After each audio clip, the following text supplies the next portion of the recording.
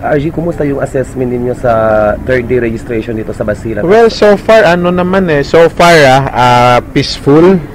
Even yung commissions, kasama natin dito kahapon yung buong team. Actually, dito si Commissioner Elias Yusuf, pati si Tagle.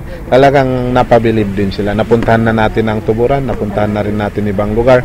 Ngayon, punta tayo ng Tipo-Tipo, puntang Sumisip, then Maluso. Tingnan natin. So, per report din sa ibang areas, yung mga, kung meron mga negative na nangyayari, ito yung mga yung parang tawag dito, yung normal na mga pangyayari, delayed sa machine, technical problem sa machine, agawan sa pero sabi naman yung sa form, marami tayong forms actually, hindi lang inaano kasi may budget ka naman per day Tapos yung report ng hakutan hindi mo naman yung maiwasan yung underage. Pero ako, let's give the commission, anyway meron naman silang period of validation for the whole month of August. Kaya doon sa mga underage, huwag nyong isipin na magrehistro kayo, hindi kayo matatrack din kayo. Okay.